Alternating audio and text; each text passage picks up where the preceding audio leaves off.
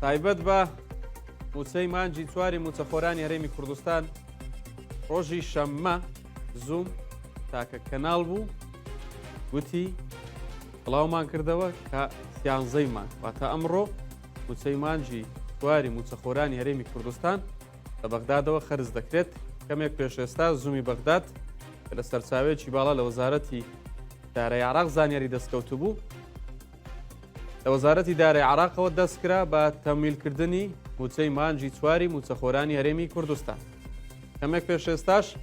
قسەم لەگەڵ بەرپرسێکی باڵا لە وەزارەتی دارایی هەرێمی کوردستان کرد ئەو گوتی لە وەزارەتی دارایی عێراقەوە پێمان گوتراوە تەمویلی موچەی مانجی چواری موچەخۆرانی هەرێمی کوردستانمان کردووە چاوەڕێین بە فەرمی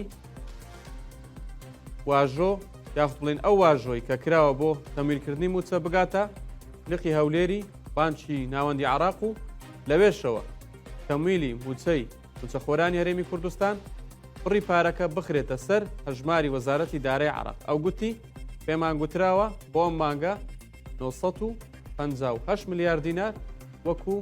موچەی مانجی چواری موچەخۆرانی هەرێمی کوردستان لەلایەن بەغدادەوە خەرز کراوە. سەرچاوێکی باڵا لە وەزارەتی دارایی هەرێمی کوردستان بە زوومی ڕاگەیاند وەزارەتی دارایی عێراق بەڵێنێکی سەرپێیی پێیان داوە تاوەکو ڕۆژی سێشەممە موچەی مانگی چوار بنێرێت. سەرچاوەکەی زووم گوتیشی بڕیار نییە هیچ شاندێک بۆ پرسی موچەی مانگی چوار بچێتە بەغداد لەبەر ئەوەی ماسرور بارزانی سەرۆکوەزیرانی هەرێمی کوردستان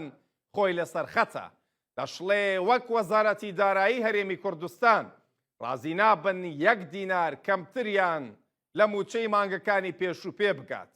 1 دیناری دیکەش بۆ مانگی سێ لە داهاتی ناوخۆ نانێرن. هەرچاوەکە دەشڵێ دواخستنی ناردنی موچەی مانگی چوار بۆ ئەوەیە پێش جەژنی قوربان موچەی مانگی پێنج نەنێرن چونکە ئەگەر سەرقاڵ نەکرانە بە کێشەی موچەی مانگی چوارەوە